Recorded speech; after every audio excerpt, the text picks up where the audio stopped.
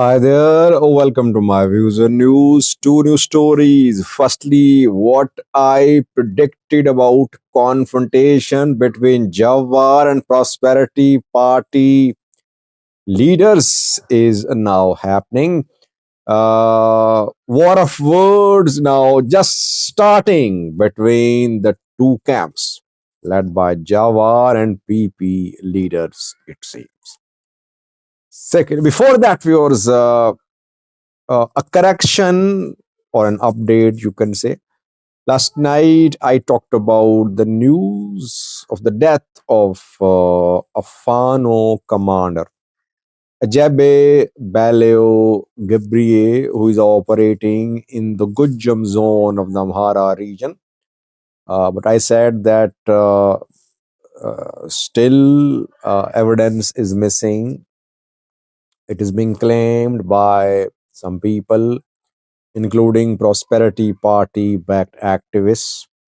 But evidence so far is not sufficient.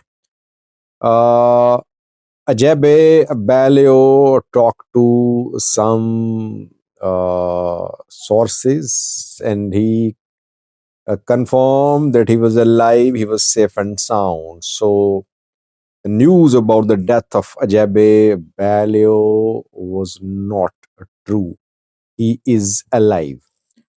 But Gojam Fano is facing a serious internal crisis. I did a detailed video on that. I told you about the escape of Colonel Yarid Kiros, an ENDF colonel who was a POW in the custody of Fano. He escaped. Since then, Fano groups have been accusing each other. Then female Fano fighters leveled accusations against Zamina Kasi as well. Infighting happened between rival Gojam Fano groups in parts of Gojam this week. I think one of the main problems which these Ethiopian armed groups have been facing for years is internal unity. Government obviously fuels internal divisions in these armed groups. See what is happening in Oromia. Saniye surrendering. Now Saniye versus Kamsa Dereba. Saniye fighters fighting Kamsa Dereba fighters. Again, here in Gujam, one Gujam Fano commander surrendered this week. In Delhi, he was seen.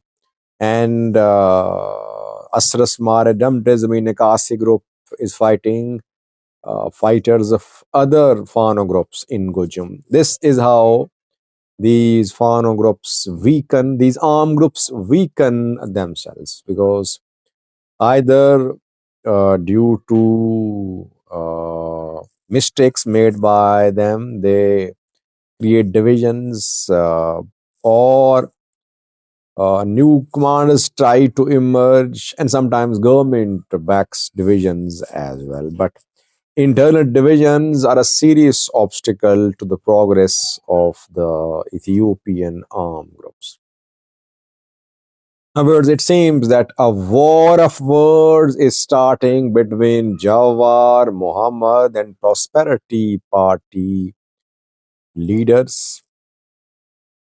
Jawar used the word donkey for an Ethiopian diplomat yesterday. Diplomat, without mentioning Jawar, warned against Jawar's political ideology. His name is Suleiman Dadefo. Suleiman has been very critical of TPLF, if you remember. During Tigray war as well, he was very active, very critical of TPLF.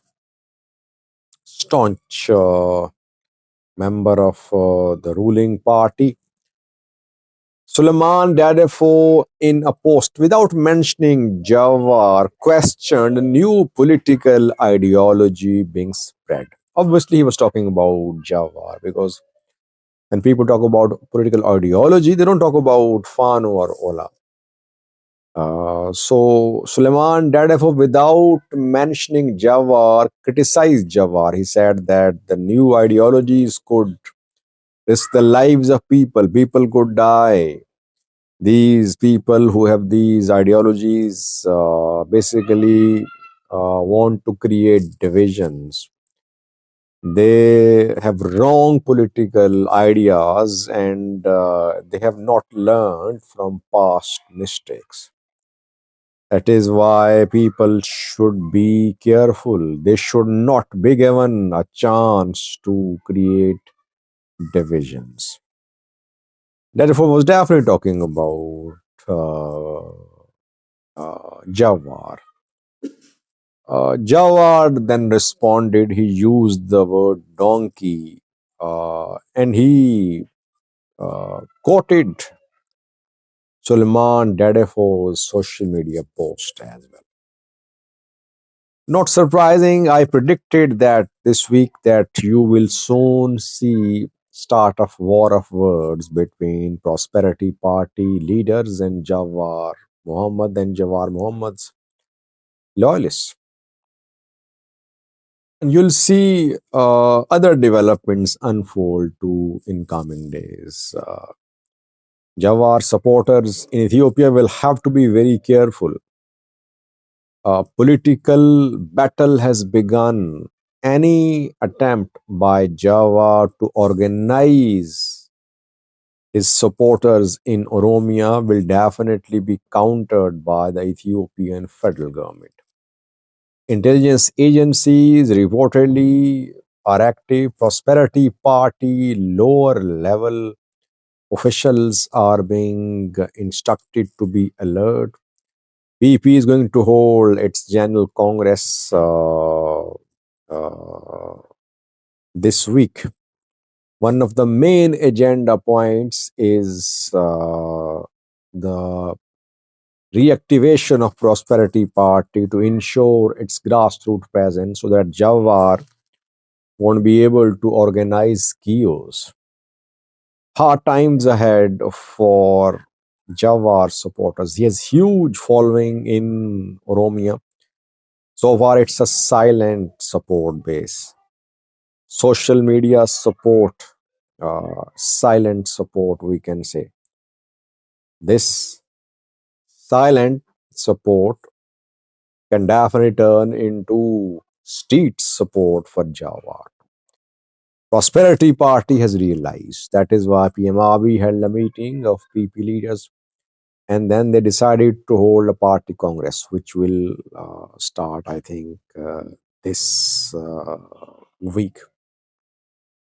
You'll see lots of activities in diaspora. Jawar started his political campaign from abroad, Netherlands, Germany, France, UK, Canada, US. He's visiting, and he announced to visit Middle Eastern countries too. Though no schedule announced so far, but he could visit some Middle Eastern countries as well, and there he could use his Muslim identity as a card to get the support of Middle Eastern countries and to get the support of Ethiopians living there.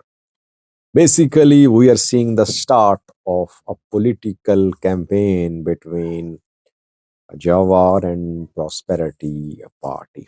Others are just spectators, other political players, politicians, political parties. So far, they're just spectators. Thank you for watching.